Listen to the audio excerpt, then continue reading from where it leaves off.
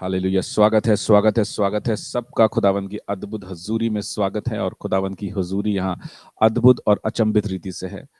और वर्शिप खत्म होने का एक होता है ना, हम खत्म नहीं कर पा रहे थे वर्शिप। खुदा की अद्भुत हजूरी यहाँ पे है।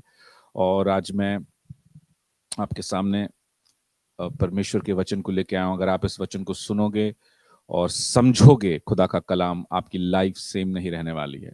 ओ जीसस। जल्दी से इस वचन को मैं खोलूंगा आपके सामने। जीसस। यहोवा भजन संहिता 11 उसका चौथा पद। फुल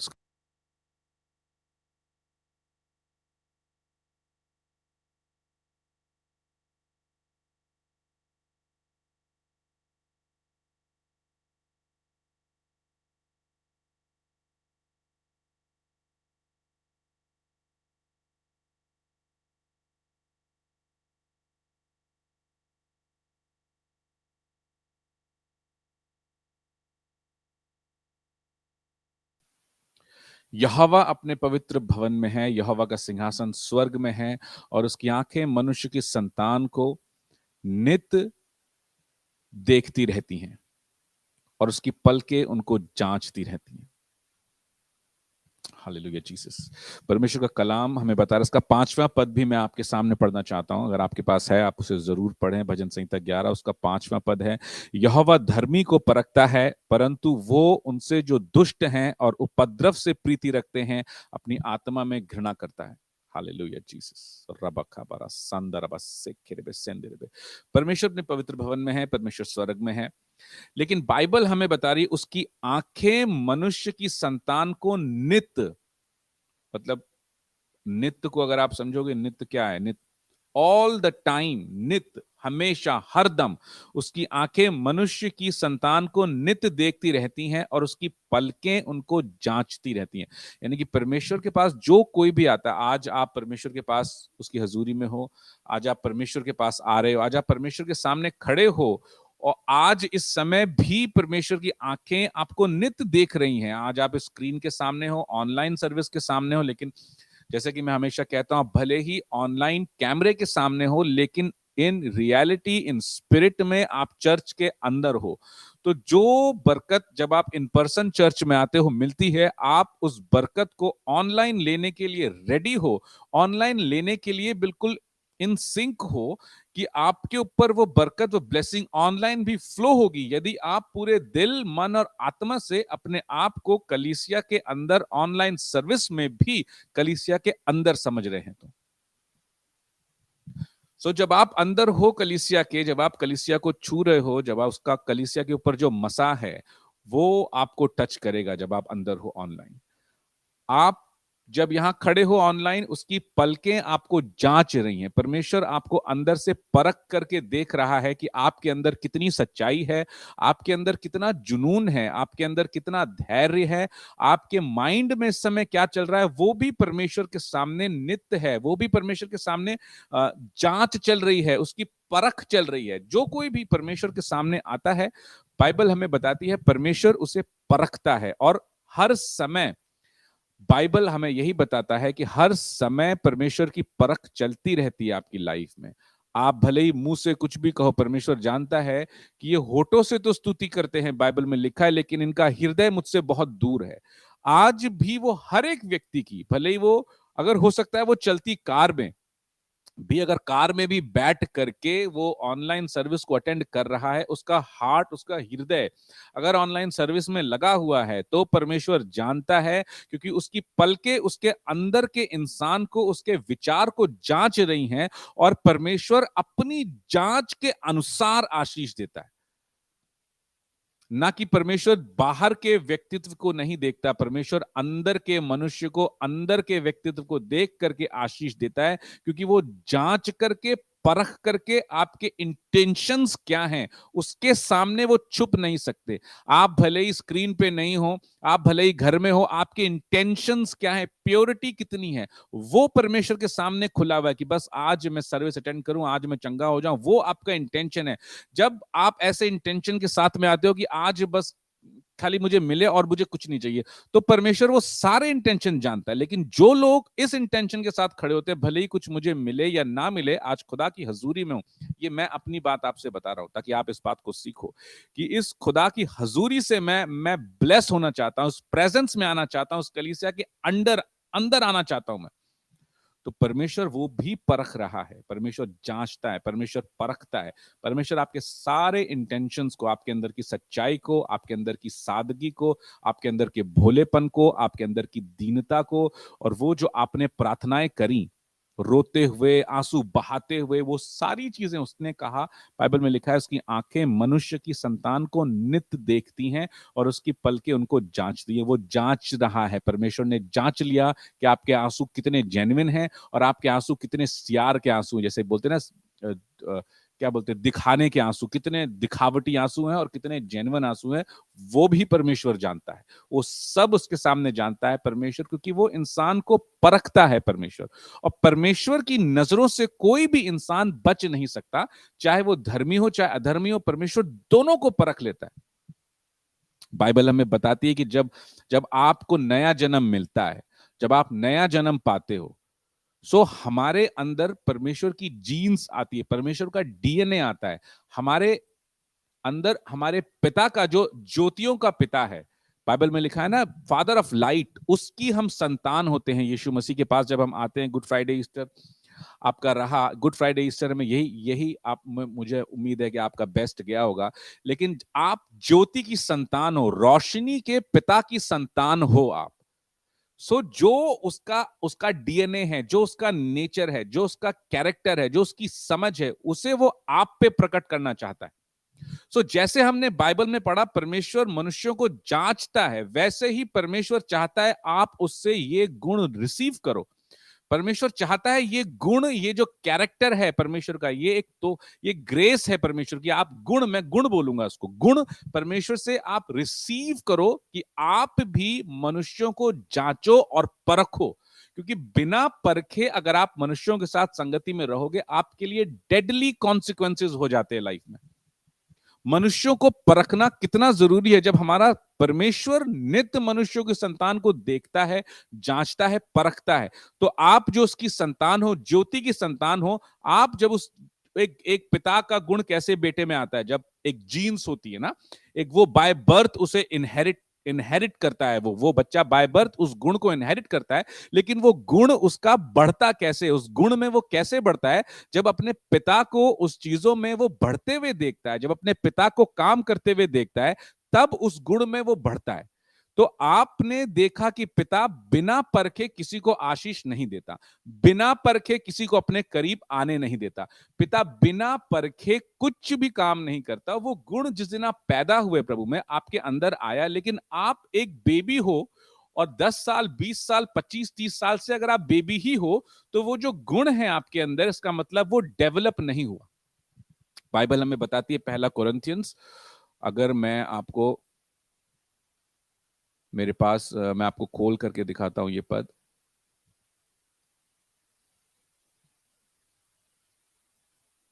पहला कोरिन्थियंस उसका 12वां अध्याय 10वां पद, फिर किसी को सामर्थ्य के काम करने की शक्ति, और किसी को भविष्यवाणी की, और किसी को आत्माओं की परख, ये जो रेड रेड रेड लिख करके आ रहा है, किसी को आत्माओं की परख, और किसी को अनेक प्रकार की भाषा, और किसी को भाषाओं का अर्थ बताना। ये गिफ्ट है होली स्पिरिट के। और ये जो गिफ्ट है आत्माओं की परख का, ये एक ऐसा वरदान है, ये एक ऐसा गिफ्ट है, ये एक ऐसा गुण है परमेश्वर का कि वो आपकी लाइफ को चमका देता है, वो आपकी लाइफ को ब्लेस कर देता है। आपकी लाइफ यहां से यहां हो जाती है, क्योंकि बाइबल हमें बताती है कि एक खराब संगति, ये बाइबल में लिखा हुआ है, धोखा ना खाना, यानी कि आप धोखा खा सकते हो।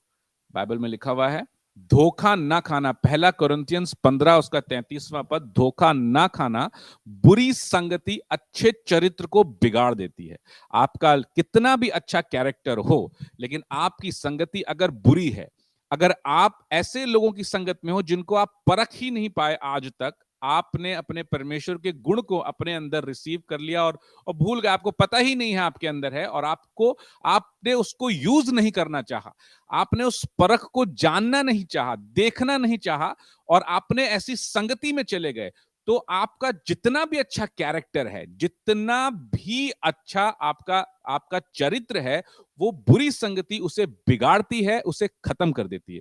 और जो परमेश्वर ने आपको ऊंचाई पे ले जाना था, वो आपका चरित्र जब बिगड़ता है, तो वो परमेश्वर आपको उस स्थान पे नहीं ले जाता, क्योंकि परमेश्वर आपकी कैरेक्टर को बनाने में सबसे ज्यादा इंटरेस्टेड है, ना कि आपको उठा करके राजा बनाने में। जरूर परमेश्वर उठाएगा, जो नीचे गरीबी में है, जो फाइनेंशियल ब्रेक थ्रू चाहते हैं, परमेश्वर उठाएगा, लेकिन परमेश्वर आपको उठा करके बैठाने में ही खाली इंटरेस्टेड नहीं है, वो आपके कैरेक्टर को ऐसा डेवलप करना चाहता है कि जब परमेश्वर आपको ऊंचाई पे उठाए, तब आप उस ऊंचाई पे पहुंच के फेल ना हो, आप उस ऊंचाई पे पहुंच के वो काम करो जिस काम के लिए परमेश्वर ने आपको चुन रखा हुआ है।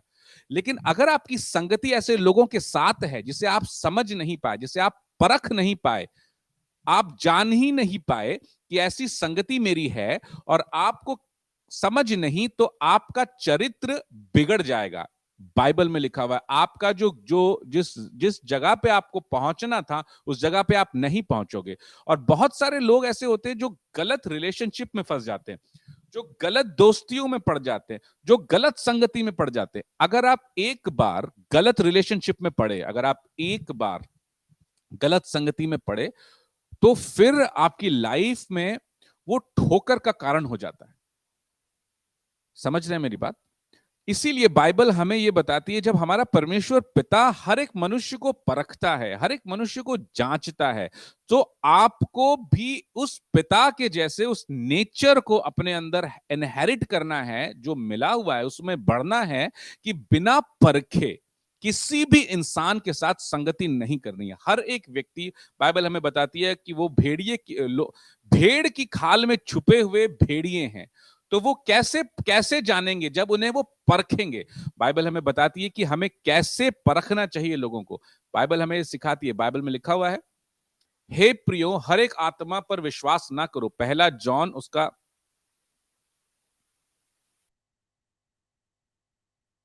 मैं आपको झूठे भविष्यवक्ताओं के बारे में नहीं बता रहा, बट यहां मैं आपको बता रहा हूं कि आपको उन लोगों को परखना है जो परमेश्वर की ओर से आपकी लाइफ में भेजे गए हैं, या परमेश्वर की ओर से आपकी लाइफ में नहीं भेजे गए हैं।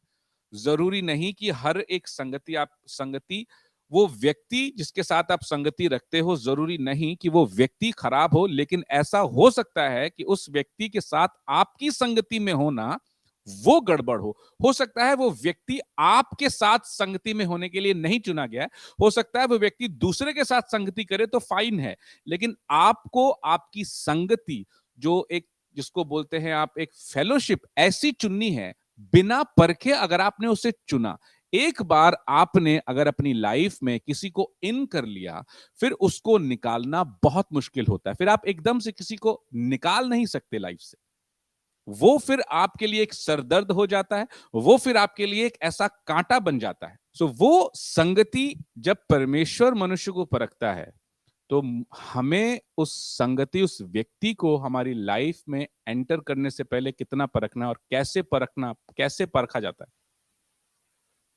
बाइबल में लिखा है, उनके फलों से तुम उन्हें पहचान लोगे। मत्ती 7 उसका 20, उनके फलों से तुम उन्हें पहचान लोगे। आपकी जो फल होते हैं इंसान के अंदर, आप उस फल से उन्हें पहचान लोगे। अगर आप उसके फल को भी देख रहे हो और फिर भी आप नहीं पहचान रहे हो, तो आप निर्बुद्धि हो। बाइबल में लिखा हुआ, आप बेवकूफ इंसान हो।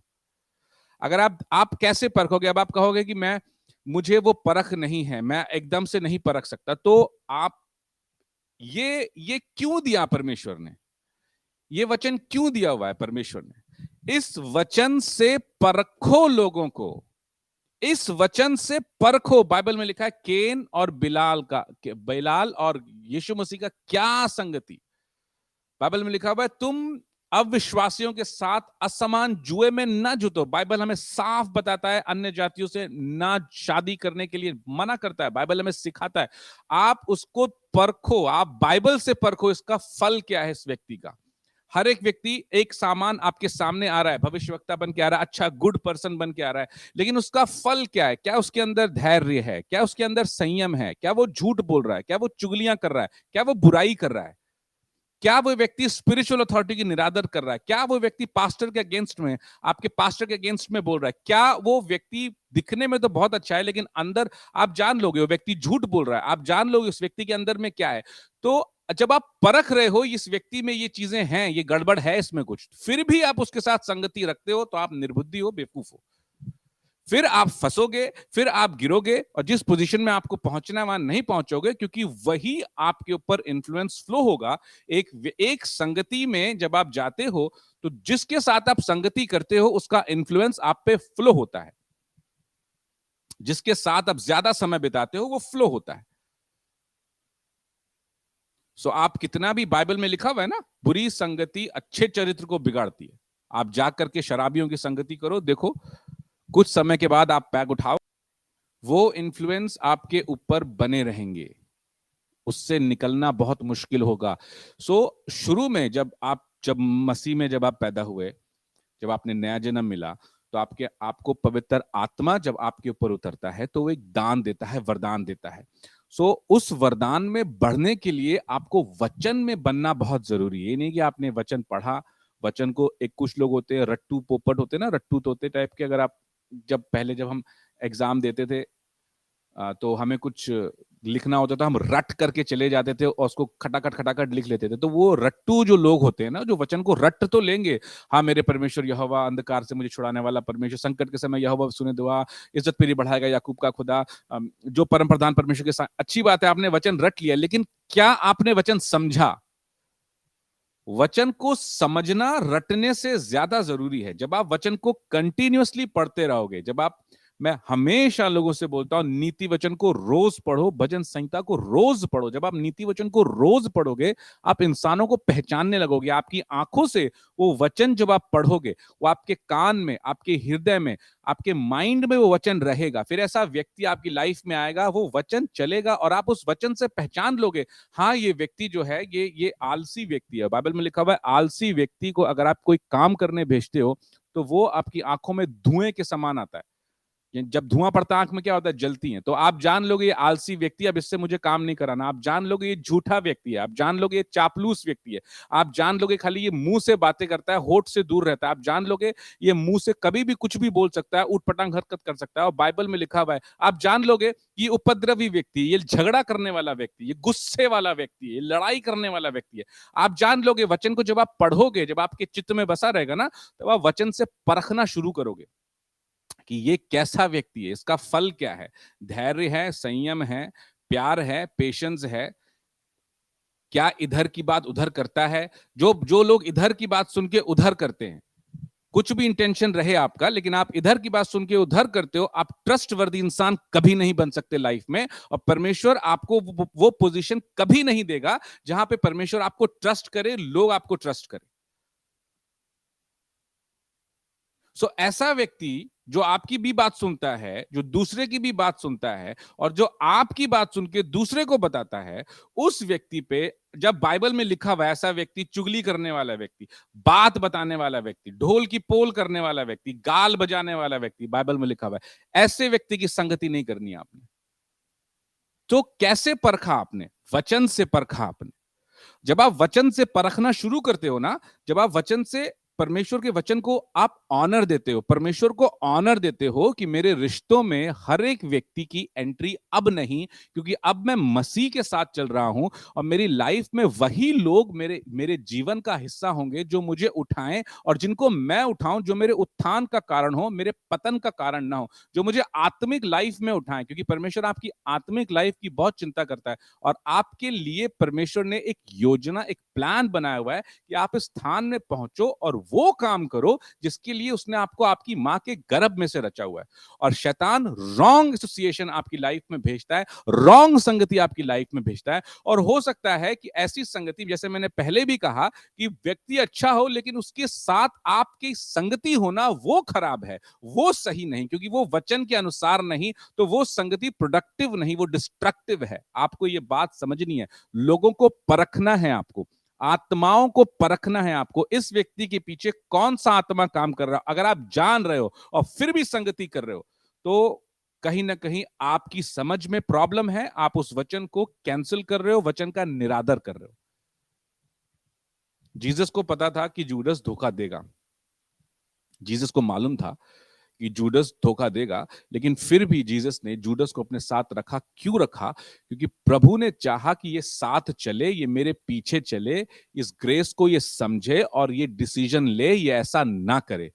प्रभु ने उसको हर वो चीज, अंत समय तक प्रभु ने उसको बोला, ये जो मेरे साथ रोटी खाएगा, जिस जो मैं भिगो करके जिसे दूंगा, यही मुझे पकड़वाएगा, यही मुझे धोखा देगा। और उसको बोला भी, तब भी उसने ये नहीं समझा, प्रभु को पता है। उसने अपनी स्पिरिचुअल अथॉरिटी का निरादर कर दिया। उसने अपने जो परमेश्वर के बेटे को अथॉरिटी मानना ही नहीं, उसने हटा करके गिरा दिया। ये मनुष्य समझ लिया उसको, और उसने जा करके धोखा दिया। उसकी आप हाल जानते हो, यहूदा का क्या हाल हुआ, जूडस इस्करियोट का। जीसस इसीलिए रखते हैं कि ग्रेस आपकी लाइफ, उस व्यक्ति की लाइफ में रहता और वो हरकत ना करता। आपको मालूम होगा, अगर दाऊद, जीसस, दाऊद और जोनाथन, आपको मालूम होगा, आपने कभी सुना है पहले सैमुअल में, अगर आप पढ़ोगे उसको, दाऊद और योनाथान उसका फ्रेंड, पहले सैमुअल को मैं पढ़ता हूं 18वां अध्याय, मेरे पास लिख के नहीं है आपके लिए, लेकिन उसके पहले पद से मैं आपको पढ़ रहा हूं। जब वह शाऊल से बातें कर चुका, तब योनातान का मन दाऊद पर ऐसा लग गया कि योनातान उसे अपने प्राण के समान प्यार करने लगा। और उस दिन शाऊल ने उसे अपने पास रखा और पिता के घर लौटने न दिया। तब योनातान ने दाऊद से वाचा बांधी, क्योंकि वो उसको अपने प्राण के समान प्यार करता था। योनातान ने अपने बागा को, जो वह स्वयं पहने था, उतार कर अपने वस्त्र समेत दाऊद को दे दिया, वरन अपनी तलवार और धनुष और कमरबंद भी उसको दे दी। पहला सैमुअल 18 1 से लेकर 4 पद आप इसको पढ़ें, आपके पास है तो। सैमुअल, जोनाथन, अब ये योनाथन ने परख लिया कि ये जो व्यक्ति जिसने गोलायत मारा, ये दाऊद कौन है। योनाथन परख चुका था कि ये व्यक्ति होने वाले, आगे इजराइल का राजा बनने वाला व्यक्ति है, ये इजराइल का होने वाला राजा है। उसने परख लिया कि ये मसा इसके ऊपर है, ये अनॉइंटेड जन है, और उसने अपने लिए राजगद्दी नहीं चाहिए। उसने उस व्यक्ति के साथ अपने आप को एसोसिएट करा। ऐसे व्यक्ति की संगति योनाथन ने करी जो अनॉइंटेड है, जिसे परमेश्वर ने चुना है इजराइल का राजा बनने के लिए। वो अभी राजा बना नहीं है, वो अभी उसकी शुरुआत हुई है। योनाथन ने अपने आप को सरेंडर कर दिया, अपना बागा और सब कुछ उसे दे दिया, मतलब कि मैं नहीं, तू ही राजा है और मुझे राजगद्दी नहीं चाहिए, मैं परमेश्वर के चुने हुए के साथ खड़े होकर के मुझे उसकी संगति चाहिए। ऐसी संगति, बाइबल में लिखा है कि एक मनुष्य से, एक आदमी आदमी से जो प्यार हुआ, डेविड और जोनाथन का जो प्योर लव, जो एक दोस्ती थी, उनकी अटूट दोस्ती रही, ऐसी संगति परमेश्वर चाहता है आपको मिले। दाऊद के साथ परमेश्वर ने 300-400 लोग भेजे और उन्होंने ये समझ लिया कि हमने दाऊद के साथ संगति करनी है, और दाऊद जैसे जैसे बढ़ेगा हम उसकी संगति में बढ़ेंगे। और दाऊद की संगति उनके लिए बेस्ट थी। वो परख गए कि दाऊद अभी राजा बना नहीं है, वो अदुलाम की गुफा में छुपा हुआ है, लेकिन वो अनॉइंटेड है। तो हमको अनॉइंटेड जन की संगति करनी है, जिसको परमेश्वर ने अपने काम करने के लिए चुना है। जब आप ऐसे अनॉइंटेड जन की संगति में आते हो, संगति करते हो, परख लेते हो और आप उसके अंडर में आ जाते हो, तो आप, वो अनॉइंटेड जन जब बढ़ता है अपनी लाइफ में, आप उसके साथ ग्रो करते हो, उसके साथ बढ़ते हो आप, समझे? क्योंकि आपकी संगति अच्छी है, आपकी संगति आपको उठाने के लिए परमेश्वर ने दिया, और वो संगति परमेश्वर की संगति आपकी लाइफ में। दाऊद, योनाथन चाहता तो दाऊद को मार देता, योनाथन चाहता तो अपना वो भी साउल की तरह एटीट्यूड में रहता, लेकिन उसने वो संगति करना, उसने अपना एंगर, एटीट्यूड और घमंड नहीं दिखाया, मैं साउल का बेटा, मैं राजा हूं, मैं क्यों उसको चुनूं। उसने चुन लिया। ऐसी संगति रही कि दाऊद ने उसके बेटे को, योनाथन मर गया, फिर भी उसकी मेज से ईश बोशेत बोशेत खाता रहा।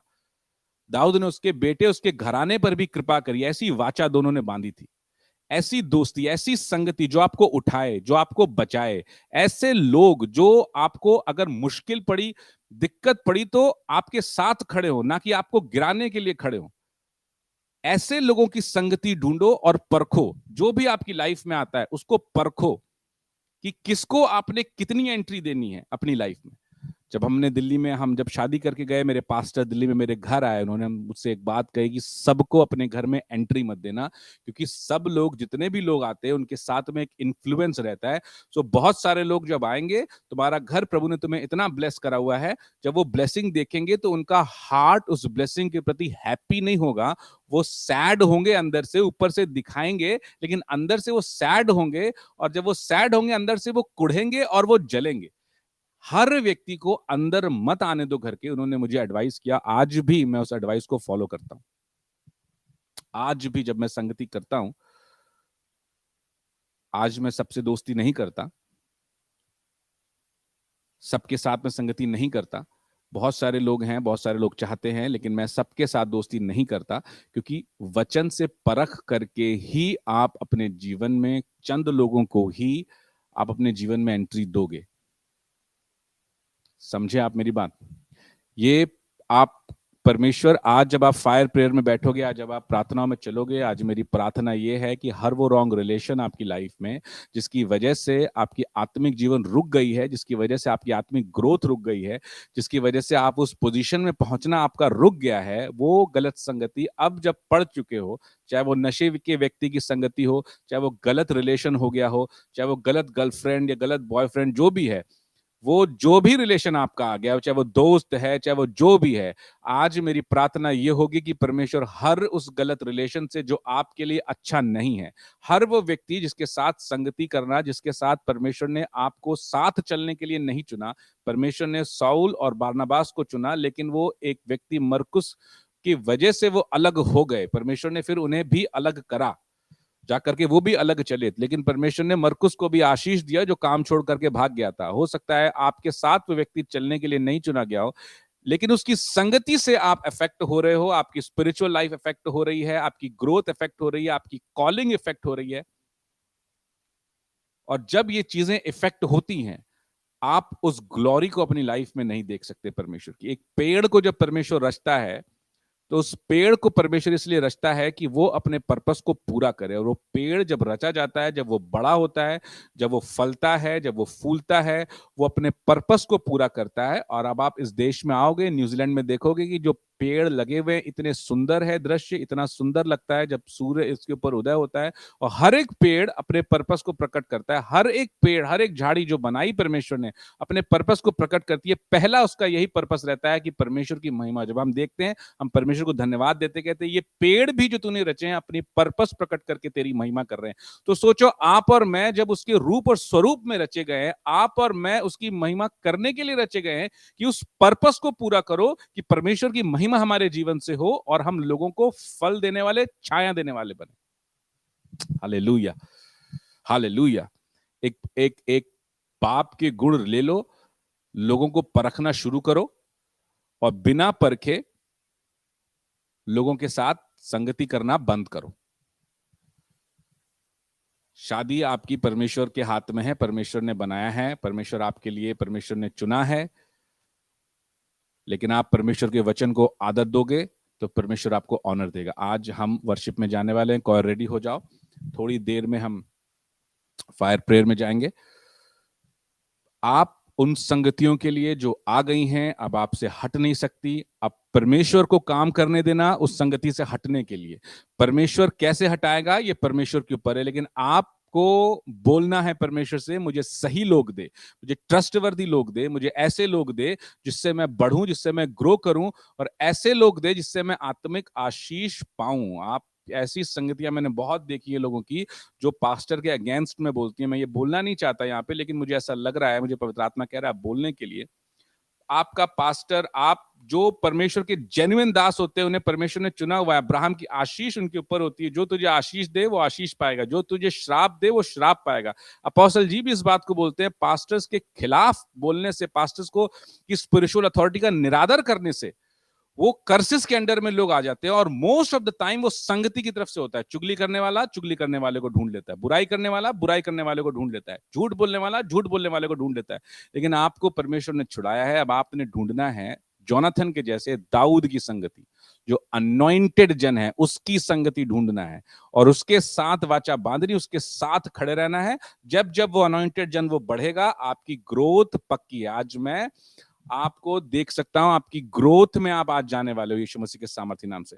और रेडी हो जाओ, हम वर्शिप करेंगे। Hallelujah Jesus. कई ऐसे इन्फ्लुएंस आपकी लाइफ में उस संगति की वजह से आ गए हैं, जिन्होंने आपको चोक कर दिया और आप जानते भी नहीं हो उस बात को, और कई ऐसी चीजें आप जानकर भी आपने करी हैं, फिर भी आज परमेश्वर का आत्मा आपको छुड़ाने जा रहा है, आपको माफ करने जा रहा है, आपका जीवन बदलने जा रहा है आज।